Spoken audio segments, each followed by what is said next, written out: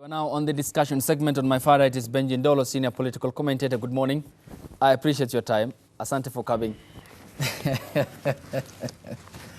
Good morning, Ayub, and thank so you. So you and Adam decided to put it on. Yeah, but they're saying these are the construction ones. Yes. that's Areba's assertion. Well, they're saying the same on Twitter. Yeah. But Tujenge Kenya. More or less, it's effective.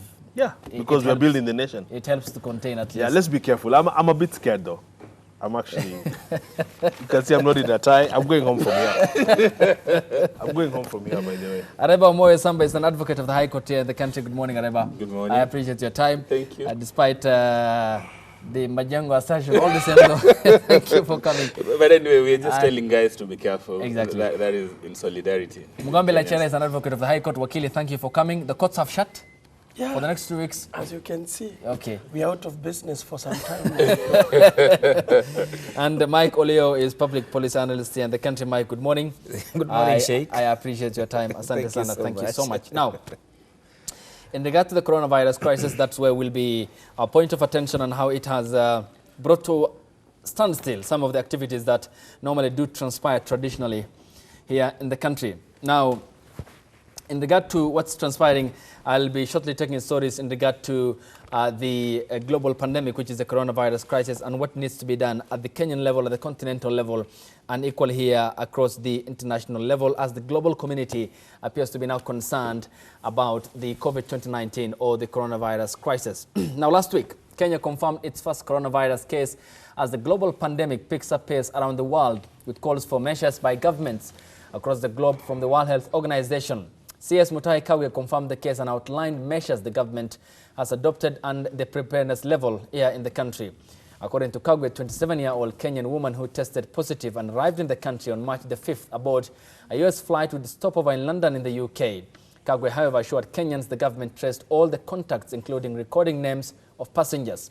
Before the confirmation, it took the High Court of Kenya's intervention to suspend all flights from China, with concerns over the capacity of the government in case the virus hits home in the country. Nairobi Health and Public Works Ministries scrambled to come up with the first coronavirus treatment facility in the country. The 120-bed capacity maternity at the Nairobi Mbagathi Hospital and equipped with ventilators, monitors, refrigerators, infusion pumps and diagnostic facilities and mobile ultrasound and protective equipment is said to be one of the country's facility isolation centers. However, the facilities may not have enough to contain the virus spread, with already strained tourism sector which Kenya relies on for income. How does the government be decisive, well thought out, and calm a panic public? The number is 07914789990. The hashtag on Twitter is NewDayKE. The short SMS code is 40920. Benji, coming to you first. On my far right, we see the overstretching of health facilities, infrastructures across the globe. Italy is a perfect example, a victim for that matter.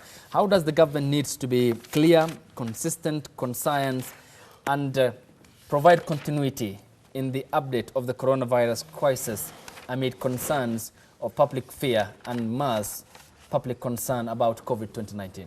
Yeah, the 4 C's about communication. I see what you did there. Very important that the message be concise, that the message be consistent, that ultimately, therefore, the government have credibility out of communications. The tricky thing is to hit the balance, Ayub. On the one hand, you must not do nothing. On the other hand, you must not cause massive panic. It's interesting, Ayub, the CS Transport Macharia had, I think just about some 10 days ago, called for the arrest of the Kenya Airways employee who shared information about Chinese flights coming into Nairobi. Aligire. Aligire, correct. I often say that in government policy and communications, you always must be very careful what you say. You must think ahead in order that you don't have to eat your words. I wonder if the CS today stands by those words that Aligire is a crook. Coronavirus is real. Coronavirus is in Kenya. And so you cannot hide your head in the sand, be you a government functionary or a citizen. There are WhatsApp groups and different social media groups going around, of course, since yesterday. Some people are saying things like, oh, I'm covered in the blood of Jesus. It's time to repent and all of this. It's fine to be spiritual. I just saw some of the clips by people like Wanjiru, the alleged bishop. It's fine to be spiritual, but it's also almost a crime to be foolish.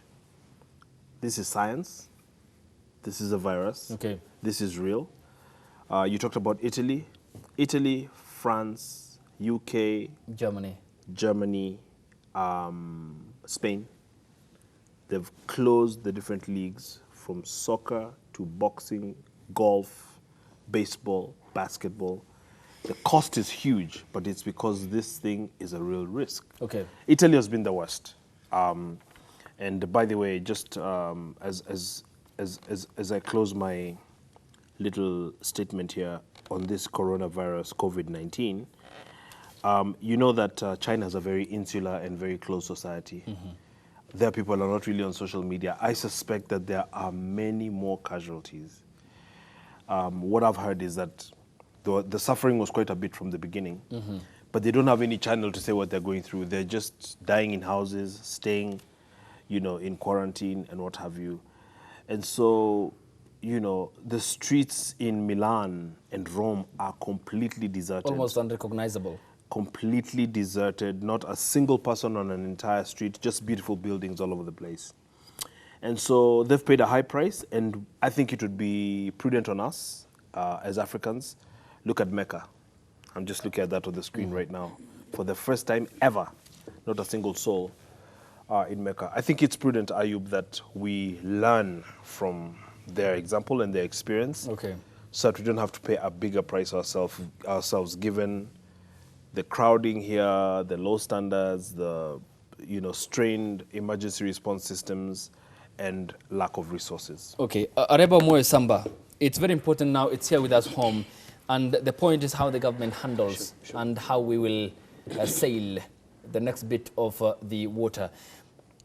Do you think that this need, and how important will that be in the case of, say, perhaps the decisiveness, the well thought out, the expertise opinion the government must accord Kenyans in this time of need, because there are concerns, and how properly will the government message that to convey the proper information to the Kenyan public?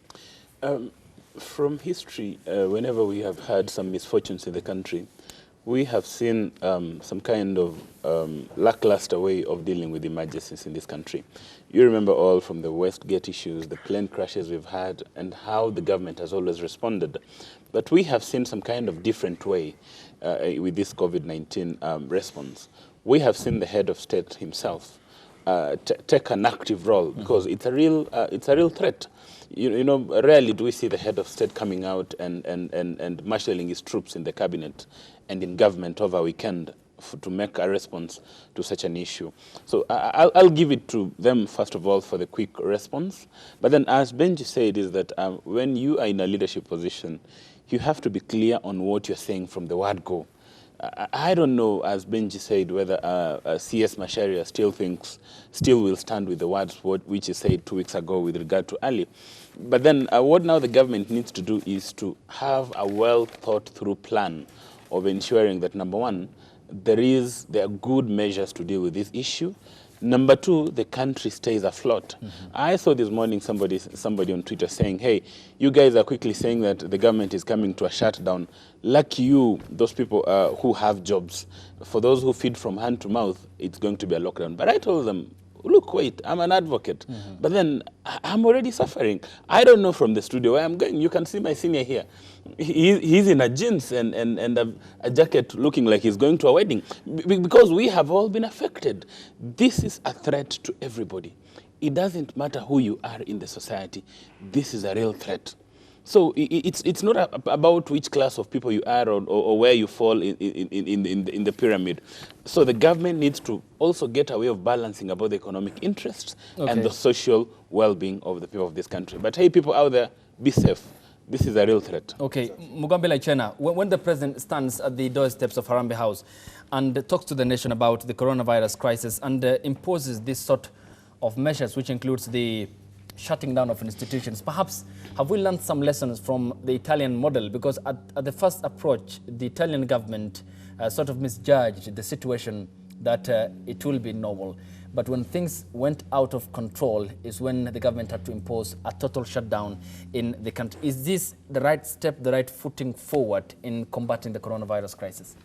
Yeah, thank you, Ayub. And just like the council said, and also Dolo, I would also echo the same thing, that I'm really impressed by the steps that the president took, which was a bit quick. And this tells you that this coronavirus issue, the COVID-19, is not a joke. It's here. And you see what Italy did. They took it a little bit lighter until it spread. And it was too much. Actually, in Italy, it's even it's affected them even more than China itself. And that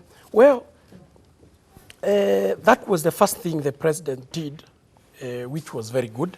Before we take other measures, then let's try and prevent it first of all. And we prevent it by, as in, it's not like we've like the president has shut down the government from anything, anything operating. But what the president has done is trying to caution everyone, because now if he can send a minister or someone else and the president himself has not spoken, you know, many people don't take it that serious. And I can tell you, coronavirus does not know the rich, coronavirus does not know the poor, coronavirus does not know the educated and those who are not educated, whether you have a job or not. So please, Kenyans, we stand together at this moment because this is real. Protect yourself and protect the others. Because essentially what it means, the people, you can see now we are 3 already in the country who have tested positive. And believe you me,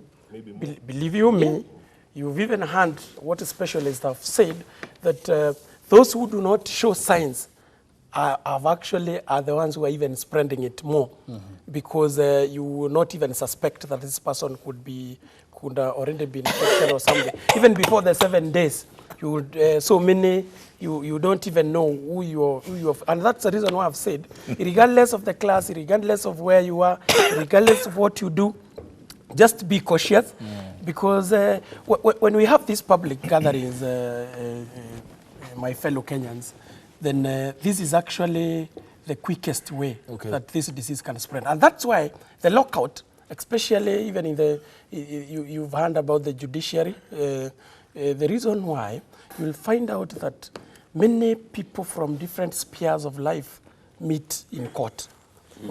We have prisoners being brought from different prisons. If a prisoner, by any sheer luck, bad luck, gets into court and is infected, maybe by anyone else who came from the airport yesterday, or that rich person who was coming for hearing of his case, and unfortunately maybe they came across, and goes back they to remand. meet in court in that congregation and goes back in remand. I don't have to tell you what will happen. Because that is one place that people are. And that is the reason even the closure of schools, it is very vital, because these schools, Ayub, the teachers, don't all of them reside in schools. The cooks, don't all of them reside in schools. The administration, don't all of them reside in schools. So the moment they leave that compound in that school, you don't know who they go and meet outside there. So when they come back, if one single student is infected, believe you me, it will not take a week before the whole school is infected. And that's the reason why I say thanks to the president for taking those precautionary measures. And I ask Kenyans, please adhere to them. Protect yourself and protect the That will be a catastrophe, God forbid. But if I make up to Mike earlier, before we get to this soundbite from the president, who equally spoke to the nation yesterday at the doorsteps of Harambee House, the important element here is about the government establishing a communication channel, not to speak to Kenyans, but with Kenyans. And this, of course, brings the essence of having a symbiotic relationship, which will have a channel towards which communication will be effective. How will the government do that? How honest will the government be? As is the case with the German Chancellor, Angela Merkel, who said, to be honest with you guys, Germans, 60 to 70% of us will be infected. Be prepared for that. So how honest does the government need to be in times of crisis like this, which equally is not a Kenyan concern, but a global phenomena which is worrying the global community? Thank you, Ayub. One, it's actually a no-brainer. The government needs to be very honest with its people, because that's the only way in which the people can take full responsibility for whatever is before them. But this COVID-19 matter has brought humanity straight back to public health and personal hygiene lessons that we used to learn when we were young. Oh yes, wash your hands as frequently as you can. Don't touch your nose carelessly, your eyes carelessly, your ears. Cover your mouth when you cough. Yes, take care of your body fluids, Basic all those hygiene. things. Basic hygiene. It has forced humanity to go back to basic hygiene. Secondly, this thing has forced us to be very humble. Right now, I was reading in the media, I don't know how true it is, but there are Italians who are stuck in Ethiopia. They don't want to go back to their country. Yes. Because they are saying things are so bad there, they would rather remain in Ethiopia. Now, it forces humanity now to be very humble. You can be a refugee in other people's home, and not because you like it. Because we want to stay safe. You want to be alive. People want to be alive for another time. But I want to say something which is, I want to give hope to humanity. Okay. As we are talking now, Yes, Pope. 169,605 cases have been registered worldwide. Out of that, 6,518 have died. 6,518. Those who have recovered are 77,772. Now, if you do the calculation, 6,518 out of 169,605 is 3.8%. Which is paltry. Yeah. So that gives hope to humanity, that at least we are managing this crisis. Sure. People should not be too depressed, and people should not give up hope, and people should know that the world is managing this tragedy, and we are doing well. People are recovering. Those who are infected, so far, 77,772 have recovered. Okay. That's a good figure. And in mild condition, we are talking about 79,000. Those in critical condition are only 5,000. That is good news for the world. So let's deal with this information with sobriety. You know, every crisis, humanity reacts differently, but in a very predictable manner. First, people deny. You know, at the beginning, the case with China. Yeah, people denied, oh, you know, this thing cannot affect Africans, you know, it is only a Chinese Africans thing. are immune. Then it crossed from China into Iran. They still thought it was an Asian thing. Then it crossed into Italy. Then they said, hey, this thing is getting out of hand. And Donald Trump then it went to denied it. America. As we are talking now, America has registered the highest increase of new cases. This morning. This morning, 94. America now has the highest number of new cases. So first of all, we were in denial. That is how humanity reacts. Secondly, we react with anger. Why didn't we close our airports early enough? Why were we careless? When that anger is done with, then we go to bargaining. Now we start asking, can we repent so that God can forgive us and remove this thing from us here? Or what drug can help us? From there, then we go to depression. We get depressed, we lose hope now. Hey, this thing, itanpaliza. Hii kitu sasa hakuna hope. Then acceptance. Then finally we come to acceptance. Brothers, this thing is here. We got to deal with it. Okay. Let's take care of ourselves. Even if it is self-quarantine, let's go for self-quarantine. Okay. If it is seeking medication, let's seek it. Because all these figures that are flying around, there is a category that is not flying around yet. It is the category of infected but not yet tested. Yes. No, that is the That's the concern. That is actually and the some who concerns are of the carriers Yes. and do not show signs. Yes. Yeah, infected but not yet tested. I think it's important that we send a message to our people. If you just feel that there's a difference in your body, go for testing immediately. Okay. So that this thing can be arrested. Any illness on earth, if you go for early testing, it can always be arrested in good time. But if you delay and you go late, it may be too late to help you. to help you. Okay, well noted points. And gentlemen, let's hear from the president who yesterday spoke to the nation in regard to the coronavirus crisis, where he confirmed two more cases, and that tops up to 3. That is, of course, in addition to the one confirmed case on Friday last week by CS Health, Mutahi Kagwe, and this is what the president had to say at the doorsteps of Harambee House here in Nairobi County. As a result of coming into contact with the first patient, our health officials have already moved them into Kenyatta National Hospital isolation facility. The medical teams are closely monitoring the patients who are reported to be in stable condition and responding well to treatment, and this indeed gives us hope. Government is suspending travel for all persons coming into Kenya from any country with reported coronavirus cases. This will take effect within the next 48 hours to cater for any passengers who may be en route. This directive will remain in effect for the next 30 days or as varied by the National Emergency Response Committee. Anybody who is seen to have taken unnecessary and undue advantage of this particular crisis to make our citizens pay more than they should, serious and severe action will be taken against those who perpetuate in that ungodly act. Now, Benji, if I may come to you, when the president speaks, certainly there is a concern in regard to the Kenya's economy. And when there is a lockdown, it means that the airline industry and the tourism industry will be affected, severely affected for that matter.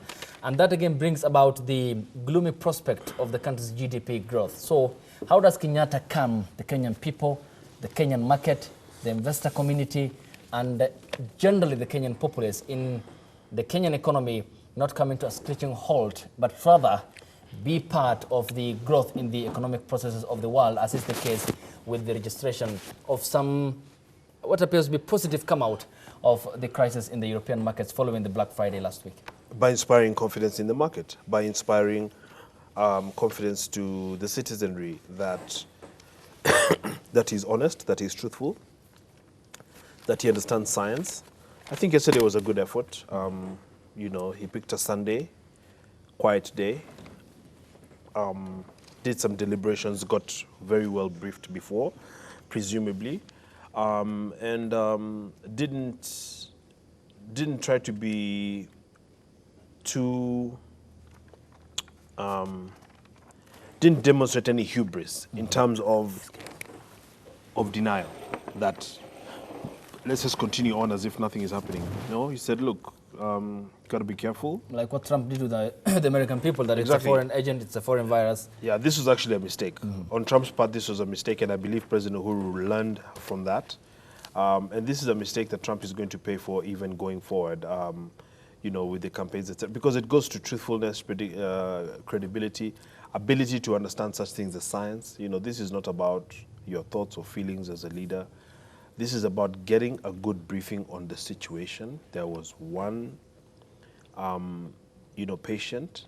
This patient came into contact with other people. Of the ones he came into contact with, 2 others are confirmed to be infected, maybe more.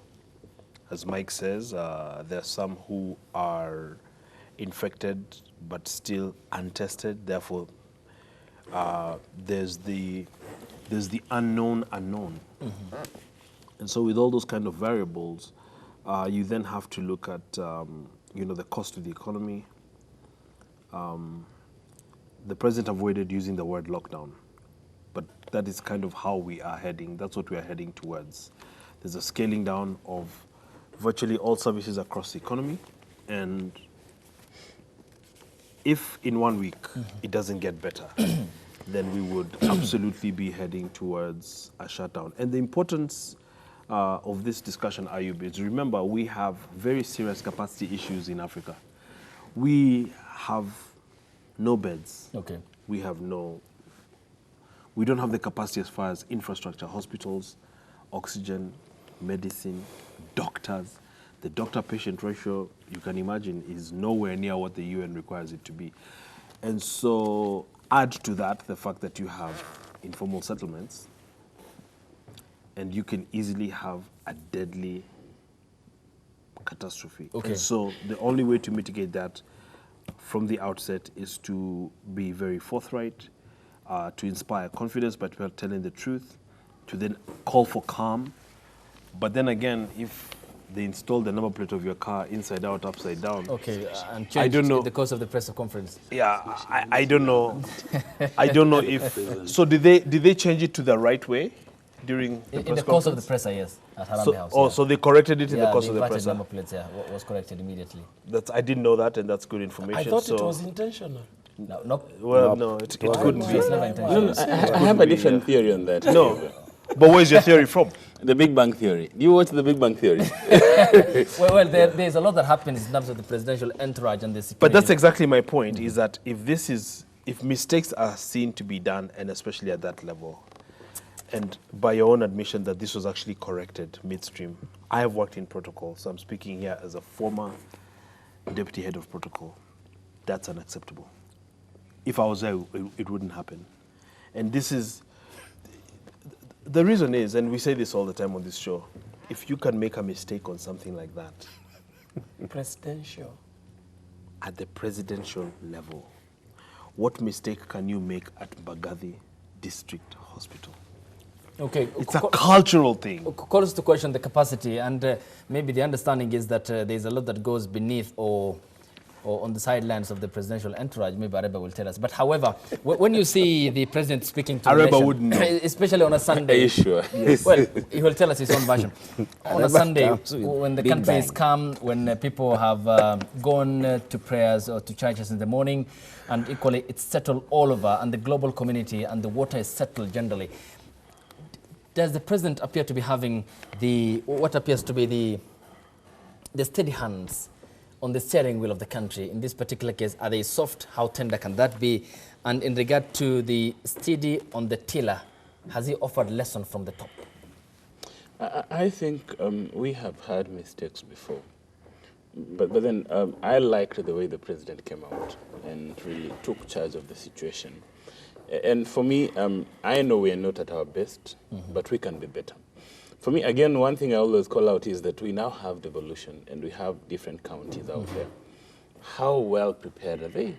Because if a county was to be struck, let's say a county like Bungoma or a county like Nyamira, if then somebody just transmitted the virus to Nyamira, how well prepared is Nyamira? I was just showing my senior here a county which has an isolation unit that looks like a prison, just like in the middle of nowhere. And over the weekend, I spoke in a function and I was questioning a governor. I mean, we have not been able to deal with malaria. We have not been able to have adequate water in our health facilities. Then what gives you the courage of a fool to stand out before the media and say that we are ready for corona? I mean, some of these things we need to be truth to ourselves. Yeah. We have not been able to deal with malaria as a county. We have not been able to deal with the basic issues every day. But you, as a governor of a county, you stand with some kind of confidence and say, hey, my county is ready to deal with corona. And I saw another governor launching what looks like a beekeeping regalia and then saying we are ready for corona. So sometimes let's have honest conversation with ourselves. And I'm glad that the president has taken the lead on that. I'm glad with the CS for Health and the PS Susan Muchache. They're really trying. Now it's other sectors and counties to complement them well. Okay. Remember that health is a devolved function. And counties need to be honest with their citizens and be honest with the national government so that they can be able to receive support which might be needed to deal with this. Just saying that we have a room somewhere and saying that we have an isolation unit, okay. I mean, it's crazy. You have the infrastructure, you have the hardware. Do you have the software? Okay, that's the most pertinent point, which appears to be also the driving point and the significant aspect. But if I may come to you, Wakili Lachena, in this particular scenario, is corruption again a consequence of how we handle things? Money siphoned from the coffers of state, banks, in regard to the corruption at one point in 2015-16 at the Ministry of Health, 5 billion Kenya shillings. And does this failure of the government setting up health infrastructures and other institutions across the country coming to haunt us in such moments which are trying times? And does it reveal the aspect of the vacuum in the leadership capacity, the visionary leadership that Kenya has been lacking ever since independence? And are all this coming to bear at a time when we are contingency, little planning process for an emergency session that might overstretch our health capacity and infrastructure? Well, I can tell you the truth. The consequences of corruption are always felt at extreme circumstances like the ones we are facing now. The reason being, the health sector is one of the places that we've seen corruption has been rampant for quite some time. You hear the equipment are being shipped for a lot of money, but what we get is not an equipment that we expected. It's a machine that does not even work in many of the hospitals. And I'm talking about machines even for cancer. You remember just the other day we had an issue of cancer where, and I don't think it is no longer there. What has just happened is that we have shut our eyes to look at the rate of deaths for those people who are affected by cancer. And have we been able to contain that? So just like Council said, let's be genuine to Kenyans. You know, you may say we are ready, but are you really ready? You've seen many counties have been fighting with the doctors. The doctors down, laying down their tools every moment. We don't have enough bench capacity to take care of the sick and all those kind of things. So how ready are we to tackle this corona? Because corona is more worse now. It does not even give you time like cancer will. And knows no class. And knows no class. Actually now this is the only thing that I can tell you. You know, some people are saying that cancer is for the rich. Cancer is for those people who overwork themselves. I don't know, such kind of things. But when it is struck, they realized it is for everyone. Now this one, the COVID-19 can affect, and anyone can be affected. I heard Trump just escaped narrowly from being infected, and you know that is the U.S. president, the United States president. So what I'm trying to say is this: Kenyans, let us learn. I think this is the time we learn. Okay. Let us not touch this government money that is meant to buy medical equipment, because now we would have equipped our hospitals in a better capacity than now. And I'm very sure only a crazy person would touch even the money now that is meant for taking care of the coronavirus. That is the money that we will get from either WHO or UN. Yep. I know no one will try to touch a coin, and we are praying. I'm telling you the truth, by the way. If you in the Catholic Church, we got a prayer that was made, but that was done by all the bishops, which we pray every Sunday. After the Mass, before we finish, we have the prayer for corruption, whereby we actually begging God to look at these people who have really taken this money away from Kenyans, to have some heart to restitute, so that at least this epidemic will not be there again. But again, let me just tell Kenyans that as you take precautions, as you go to hospitals, I've heard many, just like you've seen on Twitter and in many other mitandao, that some are saying now we will go to the rural because now we are not working. But let me caution you that place that you're calling rural is even worse. All right. Because that is, it is not easy for the disease to spread. But the moment it spreads, where is the hospital near you? Okay. Like where I come from, my friend, there is no near hospital in my village that if anything happens, you can even rush there. So please remain near where you know you are safe. And also, like we said, let us not ignore prayers. Let us pray a lot. You know, I believe in my God so much. But God protects those who protect themselves. Of course, He is the ultimate authority in the world, and of course has a massive power to turn around such situations, as is biblical, as is the Quranic. But Mike, if I may come to you, the concern is how responsive and responsible the government needs to be in terms of the most critical resource it has, which is trust. That is the interlink between the people and the government. But interestingly, the hotline numbers provided by the government, the Ministry of Health, were not functional as made evident in public by the Health Chairperson Committee of the National Assembly, Sabina Shege, the Muranga County Women Representative. I mean, talk to me about the contingency planning then, and with all honesty, with hand on your heart, can you say that the government is out to contain this, and how honest does it need to be? Because if the numbers provided have failed to work, then what happens when this starts or as an effect across the county governments, and how people will be reached? I mean, if the hotline numbers do not work at the front point of the committee at the parliamentary level. Thank you, Ayub. From a policy perspective, you see, systems are supposed to be perfect, but if they are not perfect, they are supposed to, we are supposed to work progressively so that we perfect our systems. It was regrettable that at the first instance, the phones were not working. But that challenges us as a country to make sure that we are better prepared for this thing. We cannot continue in that same situation. Because, you know, Corona has completely revised the way we look at even our health systems. One, you remember one of the big four agenda of the Jubilee government is universal health care coverage, UHC. And we have not given it the much attention that it required. It is now that we really need to because give of the universal health what do you think care. has driven away the attention? You know, we politicked too much. From 2017, we were just politicking. So we did not concentrate on the big four agenda that coronavirus has...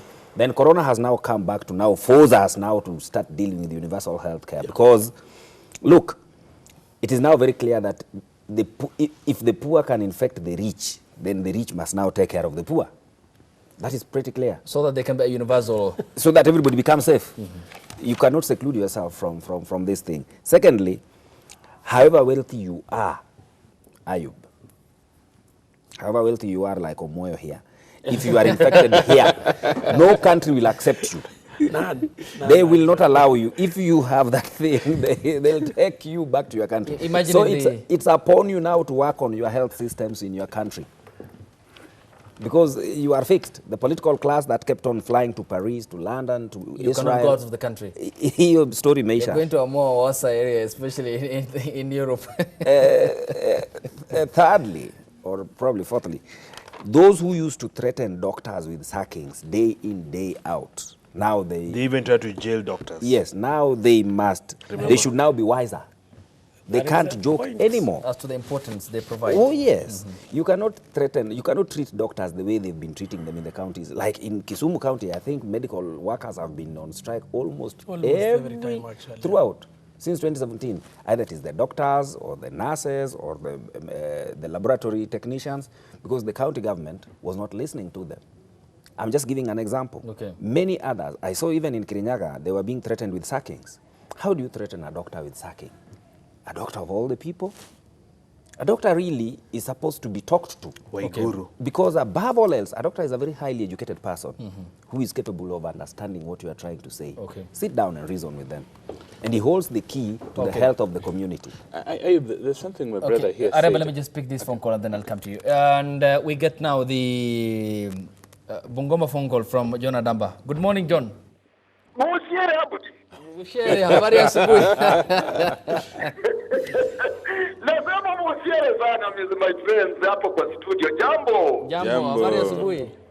Safi sana. Wacha tuseme namna hii hapo kwanza nianze na mshangao. Sijui hii ni kiyama. Sijui ni nini kitu inaitwa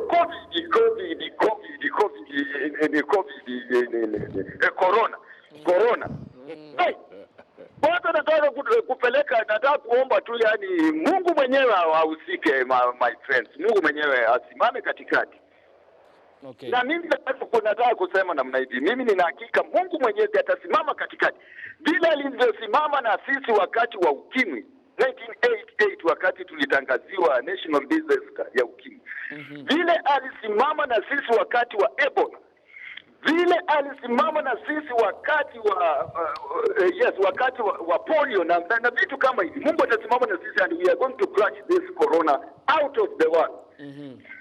Angalia Abdi, nchi iko katika hatari, na ninataka kuomba tu leo Mwenyezi, mnamuomba Mungu peke yake ahusike. Kwa maana sasa angalia, judicial sector imesimamishwa, education sector imesimamishwa na kuna sekta nyingi sana zinaenda kusimamishwa, zinaenda kusimamishwa na uchumi itakuwa mbaya.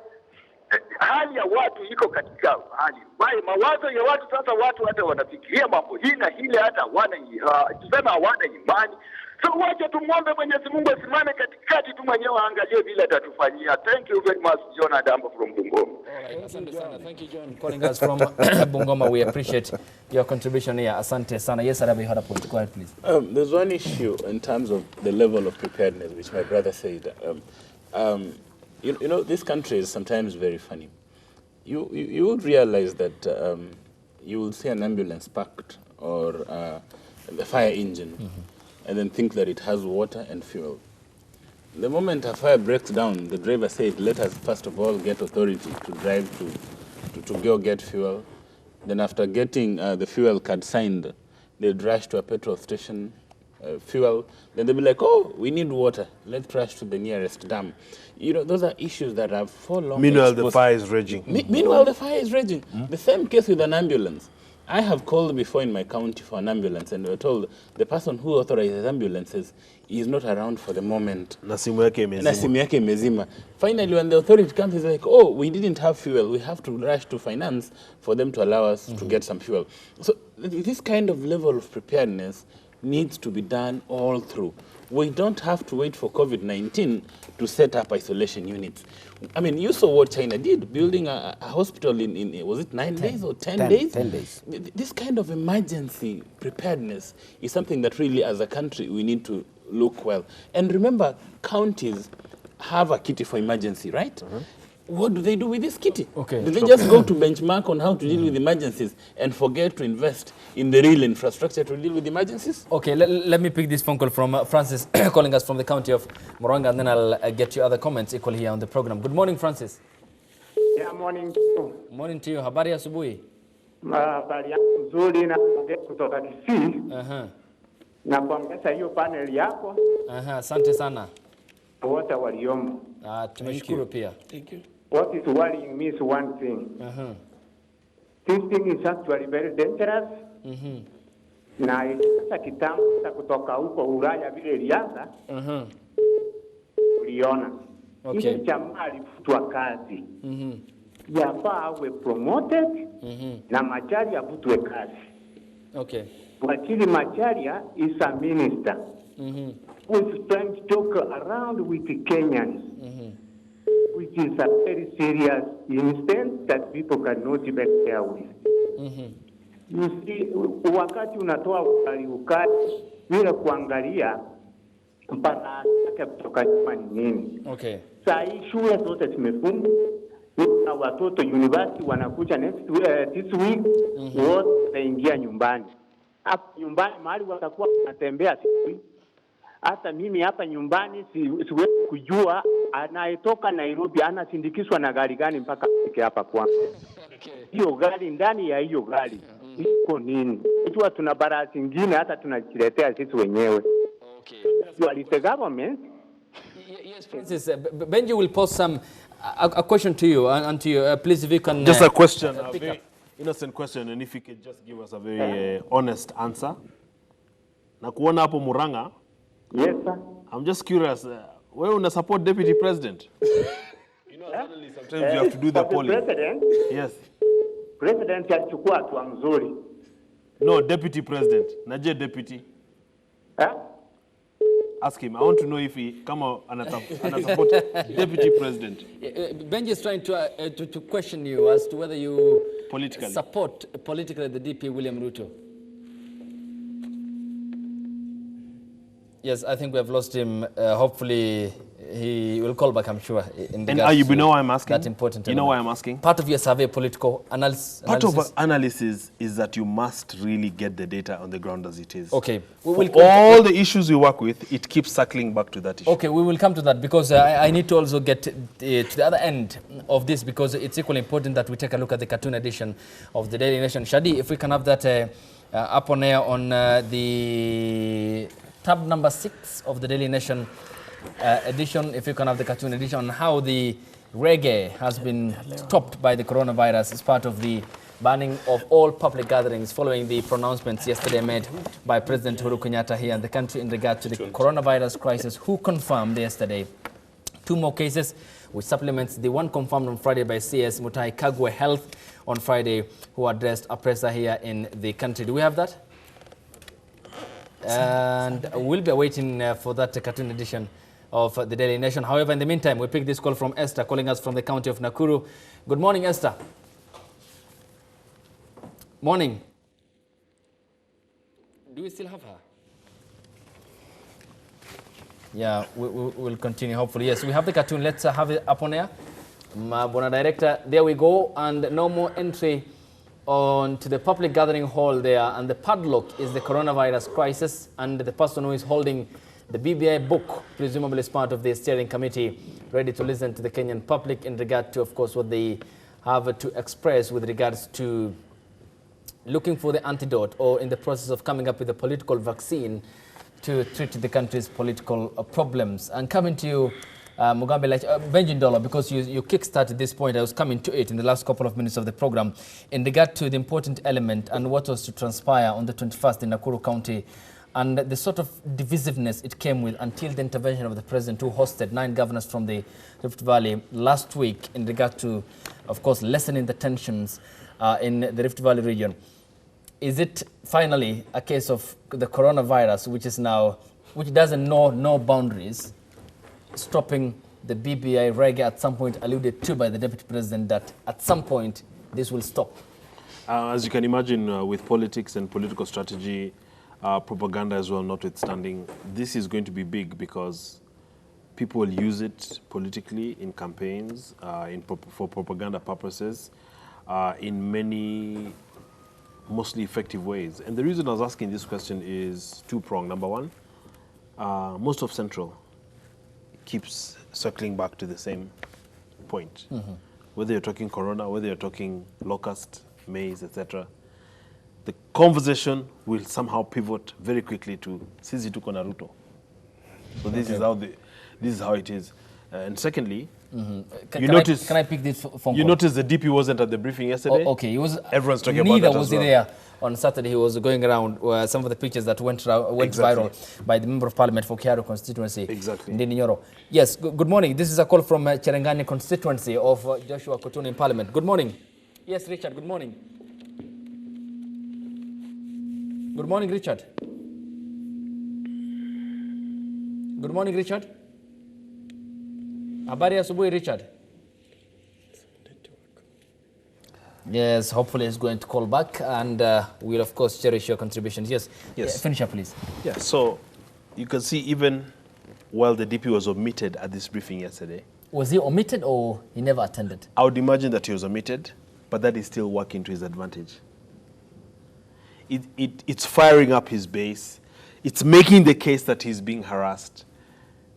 I'm not seeing anywhere where, actually, some of what I'm seeing even from people who don't support him is they're saying, wait, this is a very, very serious situation. Why are you still continuing to talk about unity while dividing? Because this is the constitutional deputy president. So that's what I'm saying. This is an important thing for us to understand here as panelists, because this topic, no matter how far we run away from it, it keeps circling back to the same thing. And yes, Saturday, I don't know, where was he in Muranga? Where he was seen driving with Ndini Nyoro and Caleb Kositani. That was in Rift Valley. That was in Sugoi. Oh, that was in Sugoi. Yeah, the same Ndindi that the boss doesn't like. So I'll leave that to you to interpret it as you will. Okay, and yes, there were two things yesterday, apart from the very serious matter that was at hand yesterday. Which was the coronavirus. Yes, that was very serious. But there were two interesting sideshows. One was the inverted number plates. Yes, let me pick this phone call. Francis from Kisii. Good morning. Morning to you. Habari asubuhi, Francis. Habari asubuhi. Mzuri sana, nilikuwa naongea. Tafadhali tuambie. Nilikuwa naongea timu katika na Ondoro alikuwa ananiuliza swali sikupata juu ya DP. Yes. Let him come up with a question kwa ili sikumpata vizuri. This is Francis from Muranga, right? Yes, correct. Francis Muranga from Kisii. Yes, okay, from Kisii. Now, Yeah. Francis Muranga from Kisii. So hopefully Benji will divert that question now. Swali tu ya DP sikumpata vizuri, sasa nilikuwa nataka rudia nimjibu. Uko Kisii wapi? Niko Kisii Sameta uko Rembo. Mjoro mwana minto. Mwana minto mbuyande. Muyamano sana, karibu. Wacha tuendelee tu, it's okay. I thought he was in Muranga. Okay. Wacha tuendelee tu. Niuliza tu ya DP, William Ruto, sasa sikuelewa hiyo swali mzuri. Ama pengine swali tungeweza uliza. Eh. Do you think hapo Kisii people are prepared to deal with corona? How is the situation? Very much, not really. However, wewe unacheka, mimi nakuambia Kisii we are not prepared, I'm telling you. And it's Yes. congested. Hapa Kisii Ongwae wanatuenjoy tu, hakuna kitu. Exactly. Exactly. Ongwae has not provided leadership. Okay. Thank you. That's a good answer. Thank you very Asante much. sana, thank you so much. Asante. And he paints literally a picture of how the situation is Yes. deeply of concern, especially across the counties, and how corruption has been rife at the county level. Yes, Yes. Go ahead, Mike. So I was saying this. Apart from the very serious matter of the corona that was the president addressed yesterday, there were two other issues that stood out pretty much. One was the inverted number plate of the president's car, which was corrected while the press conference was going on, meaning it was not deliberate. Unlike the Big Bang theory of my brother Omoyo, there was nothing deliberate about it. Okay, he will tell us about this. It was an error, but he will tell us more about that. Secondly was the missing deputy president. He was not at that function, and yet it was A state of the nation. it was a state of the nation thing. The entire cabinet was there. And, okay, when he missed the Beyond Zero marathon, that was not really as serious as yesterday. But yesterday's was very serious. His absence spoke volumes. And I think his absence is still going to be interpreted in very many ways for a while. Politically. In this country. And sometimes I think when politicians have their differences, I think there are boundaries. There are boundaries to some of these political differences. When there is a national problem like what we are currently dealing with, I don't think our political differences should come between. I remember when there was the bomb blast at the American Embassy in 1998. Moi brought all the opposition leaders together, and they walked together to that site. I was here in Nairobi. That time, you know, we had just come from an election in 1997, and Kibaki had gone to court, had petitioned the outcome. Raila was also still sulking outside there. They had not started their cooperation yet. But when the bomb went off at the American Embassy, all those political differences were put aside, and they came together. He called all those fellows, and they gave direction to the country. I'm just using that example to make a point that when there are things like what is happening now about the corona, our political differences should be left in the backseat. Okay. And we deal with the situation at hand. Okay. When we are done with corona, we can now revisit our own political intrigues and start dealing with it. Even if you don't like the way Benji looks, you can now start dealing with him thereafter. Okay, thereafter. And afterwards. Allow me to take this call from Richard, who is calling us from Cherengani constituency. Good morning, Richard. Habari asubuhi, Richard. It's not connected. We seem not to be getting Richard. I think the line is quite busy as well. And hopefully he's going to call back. And if I may come to Wakili Lechena, three options on the table for the Deputy President William Ruto. He had the political character of going against all the odds and winning against President Moi's advice to marshal the Kalenjin community to support Odinga in 2007, against the advice of the same President Moi at the time in 1997, who said don't contest in Eldoret North. He contested, won the elections. In 2013, against all the odds alongside President Kenyatta, at the time when they were charged for crimes against humanity at the ICC, came together, won the elections in 2013. Three key instances. Now, three key options for the DP William Ruto. Which one do you think will fit him best? Number one, making up with the president. Number two, putting up a fight. Number three, resigning from government. Thank you, Ayub, for that.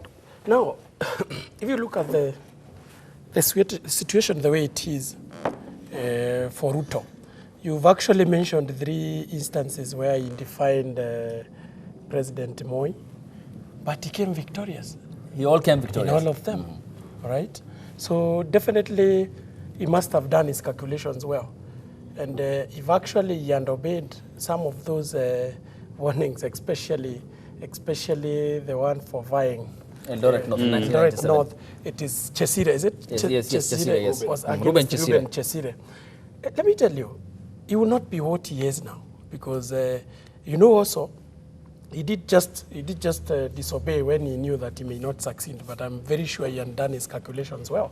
But talking about the current circumstances, whereby we are asking, you're asking whether he has an option either to make up with the president, to resign, put in a fight from within. To put in a fight from within. We have already addressed the issue of yesterday and also Saturday, isn't it? This is a state of the nation, which calls for everyone. And we said again, this is not an issue of the rich, this is not an issue of whether you're in ODM, this is not an issue of whether you're in TNA, whether you're in Jubilee, whatever, cutting across, we should be together. I would expect the president should have briefed the deputy president on the situation or the circumstances and ask him to accompany him to address the nation, for God's sake. And I will always ask myself, if I had a chance to ask the president again, are you enjoying this?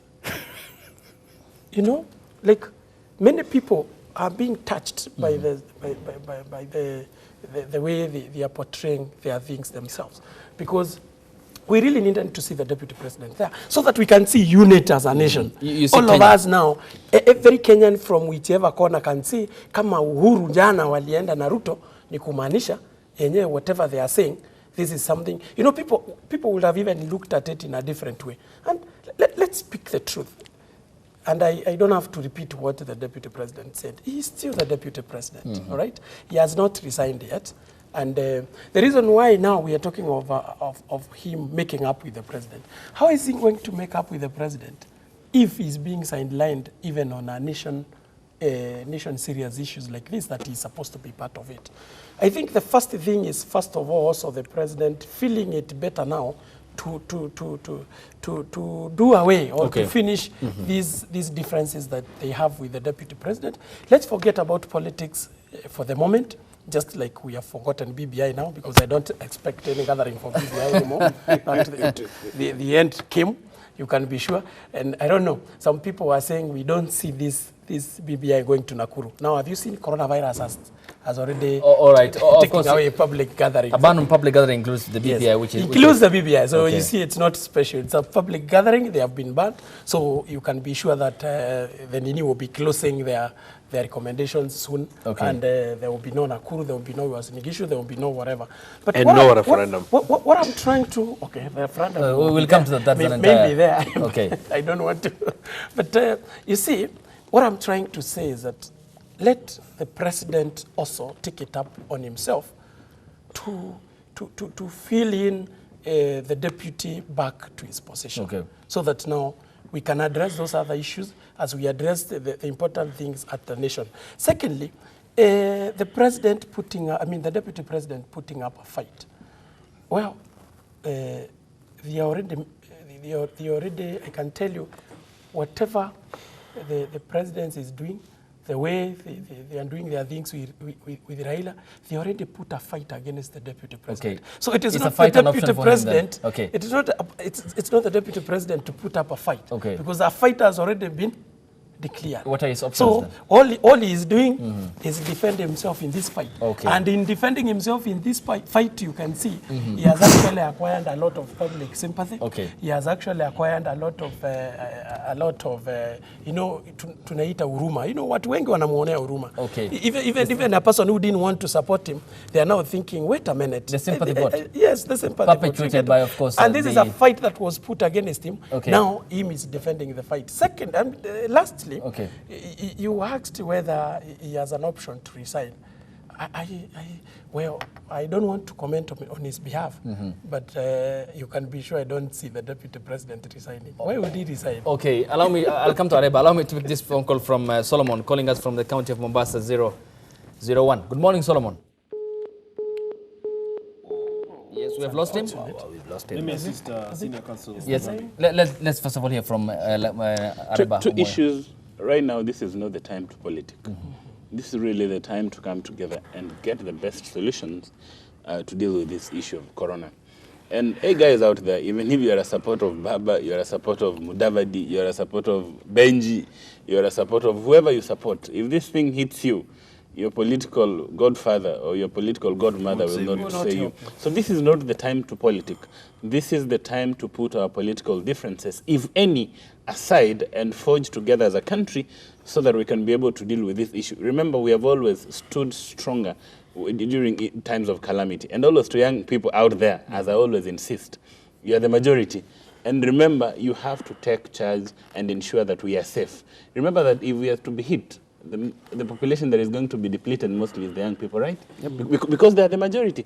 So stay safe, guys, and let's follow. This is not the time to appear smarter than the public health officials. This is not the time to try and prove how much you don't know about the health issues. I mean, if you know nothing and the nothing you know, you do not know it very well, keep quiet, listen, and follow advice. Okay, yes, Benji? I was assisting Mugambi on the issue of strategy. I believe it will serve the DP in his best interests to resign at the right time, to make it very clear that a lot of what has been going on is unacceptable, to demonstrate courage.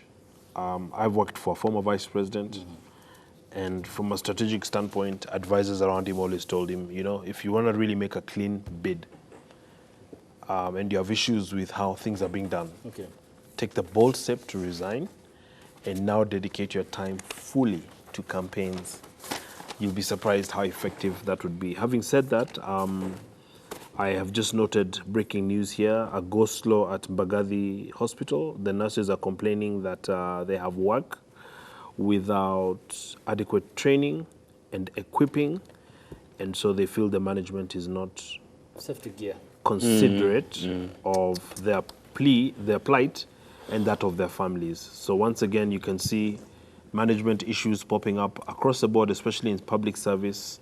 Throughout, management issues are the problem. Allocation of resources. Resources have been stolen again, misappropriated. It's completely unacceptable.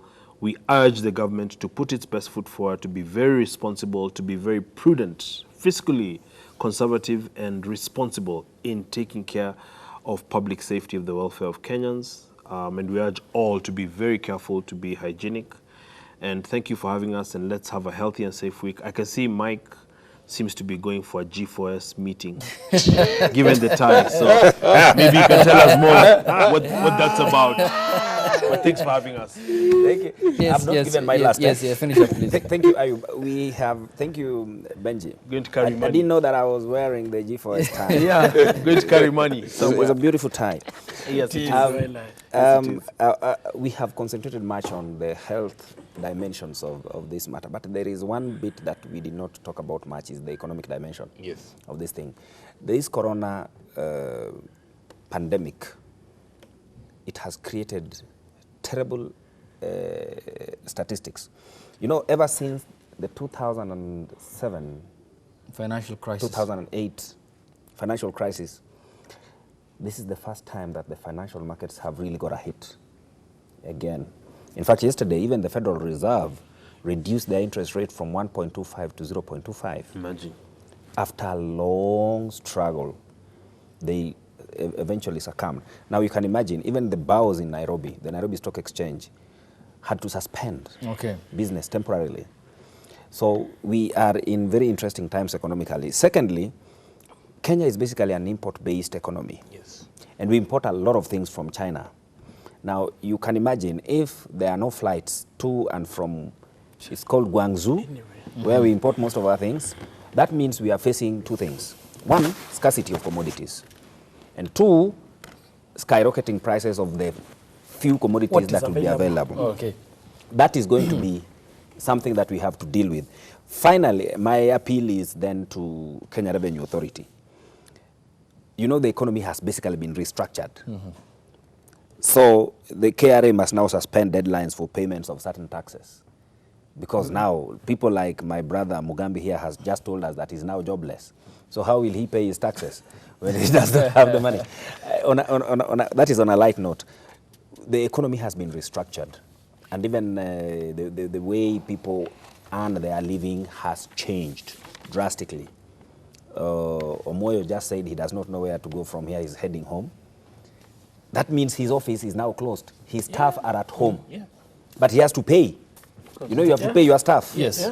So where will he get the money to pay his staff? So we want the Kenya Revenue Authority to go slow now on Kenyans, on meeting their obligations. And on Keroche breweries also. Oh, thank you. Yes. Close up. I'll come to you. Let me pick this call from Esther, who has called back from the county of Nakuru. Esther, good morning. Morning. Morning to you. Habari asubuhi. Njema. Yes, talk to us. Oh, Esther. Yes. Yes, nakusikia, endelea. Oh, Esther, just want to ask.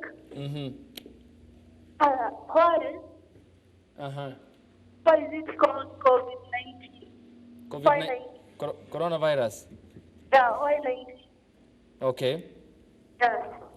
Why is it called COVID-19? Yeah, why 19?